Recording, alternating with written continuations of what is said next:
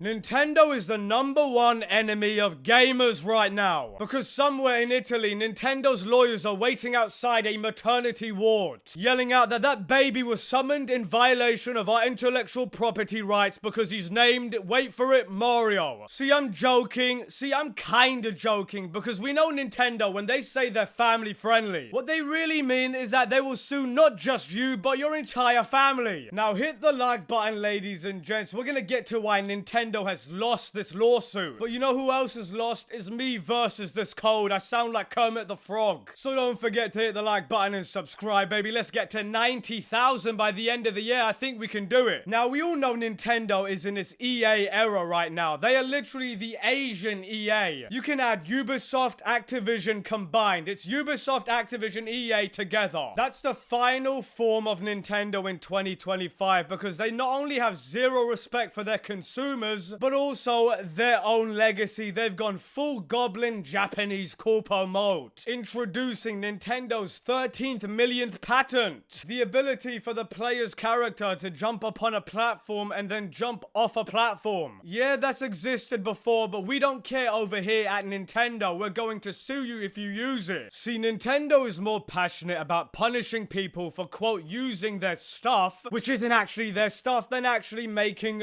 good video games. They have lost their soul, because without Reggie and Iwata, nobody at Nintendo, it seems like, is fighting for the gamers, because they aren't the same anymore. Because imagine buying a computer off of eBay, then it ends up getting bricked because the seller doesn't like what you were doing on it. I mean, the moment Nintendo could brick a Switch 2 remotely, every little chance of me ever buying one just disappeared.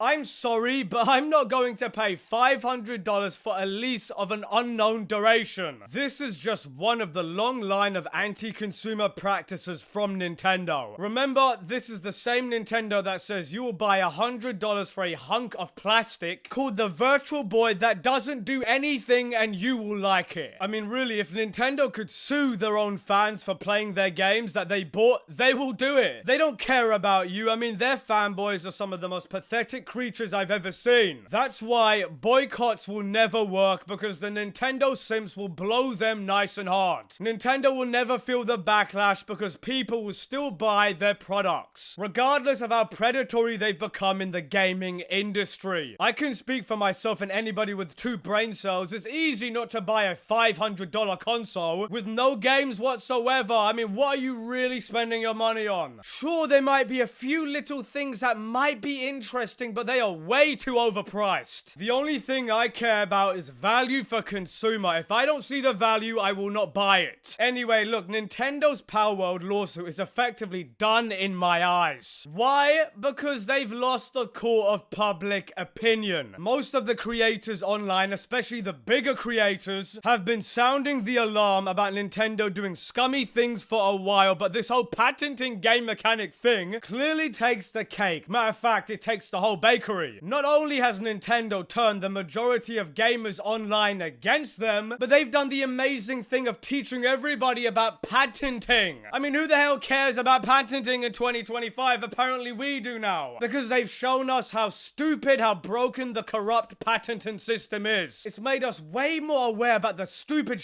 going on. They've made us realize how much these mega corpos are screwing over the little guy. It should not be possible to patent something that someone created and used before. Very simple concept, but not for Nintendo. See, Nintendo has no right to effectively kneecap various game mechanics that have been around for so long, and thus they deserve every little bit of backlash they are getting. See, Persona has summons, Palworld, Digimon, Baldur's Gate, any D&D game, all use the mechanics that Nintendo is apparently suing for. I mean, heck, Necromancers, Final Fantasy, Dark Souls, hell, even Silksong has summons. I mean, look, the Nintendo patent is insane, and it's a threat to gamers and the gaming industry. Because if you go back, Megami Tensei had summoning monsters stored from your PC since 1987. So it's time, I guess, for Atlus to sue Nintendo. I would love to see Sega and Atlus sue the pants of Nintendo and gamers Game Freak for ripping off Megami Tensei since they did summons 11 years before Pokemon even existed. You know, Elder Scrolls has summons in the exact same way as described in this patent by Nintendo. I mean, hell, World of Warcraft was doing flying mechanics long before the quote second patent. And speaking of Elder Scrolls, I think Bethesda might get upset if Nintendo start patenting loading screens. Because we all know Todd Howard and those boys at Bethesda have the loading screen meta locked down. Anyway, look, the irony of Nintendo's patent is that they themselves took the capture monster mechanic idea from Dragon Quest, which is way older than Pokemon. I mean, hell, there's more than 500 games that utilize the monster catching mechanic that go back like 30 years ago, and Nintendo thinks they have a leg to stand on. I mean, just stop it. Pokemon isn't even summoning. When you really take a step back, it's capturing a wild animal and then releasing it into its enclosure. I mean, we've been doing that for like 10,000 years. I think they're just very upset that Palworld gave everybody seemingly what we wanted from a Pokemon game. And Nintendo will find any legal loophole, any abuse patent and copyright law, just so they wouldn't have to put as much effort into making a good Pokemon game. That's just a fact. The idea of competing is foreign to them. Why compete when you can just sue everybody else? And if you're wondering the reason why Nintendo is so strict compared to some other companies, it's because in Japan, there's no such thing as fair use in their copyright law. Anyway, let's get to the article. Nintendo demands Palworld remove mod support, claiming it's illegal. I didn't cover this a few days ago. I was way too ill, but we're gonna get to that right now. Nintendo asserts that Palworld's mods expose developers to lawsuits unless removed. They are also suing the quote Pokemon mod, alleging Palworld's success relies on stolen Pokemon art. Palworld included mod support from launch, enabling players to customize experiences and restore features removed due to the Masuda lawsuit. The Nintendo vs. Palworld lawsuit sparked industry criticism, with Larian Studios director warning that Nintendo may hinder game development and creativity. You don't say. Tell me something I don't know, Sherlock. Now, Nintendo wants to shut down every single mod of Palworld. If the mod makes the grave mistake of even looking a little bit like Pokemon, they are done. You are sued. Get that the hell out of it, says Nintendo. Remember that the initial lawsuit isn't copyright, it's patent infringement. So Nintendo's trying to expand it even further. It's pathetic. You know, I understand the confusion though when Nintendo is clearly attempting to use the patent law as an extension of copyright law to quote protect their brand. We're talking Mr. Fantastic levels of reaching. Anyway, Nintendo has argued that mods shouldn't be considered as prior art and therefore irrelevant to its ongoing lawsuit with Palworld creator Pocket Pair. As part of its defense against alleged copyright infringement of the Pokemon games, Pocket Pair has pointed as mods as an example of prior art that would invalidate Nintendo's patent claims. Specifically, it highlighted the Pocket Souls Pokemon mod for Dark Souls 3, which allows players to capture and battle with enemies in the game. Now, in response spotted by Game Frame, Nintendo disputed the defense because it believes that mods don't stand on their own. Oh really? Have you not heard of Team Fortress 2, Nintendo? As they require an original game to run on. As such, mods shouldn't be subject to patent infringement in the same way Palworld is. See, look, the difference between a bunch of developers who have a passion for the industry like Pocket Pair does, who are trying to make a fun game, versus a mega corpo like Nintendo, who is only concerned about making money, is mind-boggling to see go down in real time. To me, Pal Farm, which is the latest thing Nintendo is butthurt about, looks like a cross between Animal Crossing and Harvest Moon. Not really Pokemon, but that's the thing though. There's nothing stopping Nintendo from making a Pokemon game this immersive and good looking. They just don't care about you. They just refuse to put any effort because they are a bunch of lazy millennial developers who rest on their laurels, who rest on nostalgia and their stupid dent fanboys. You know what's funny? The moment this Pal Farm trailer came out, I just knew that the Nintendo lawyers are just polishing their briefcases after watching that trailer. Because look, we all know Iwata and Reggie never would have let this go down. The aptly named Bowser, the head of Nintendo USA, is just speed running the downfall of the company's reputation, and he needs to be fired. Pardon the voice crack, and on that bombshell, let me know what you think in the comments. Manix out.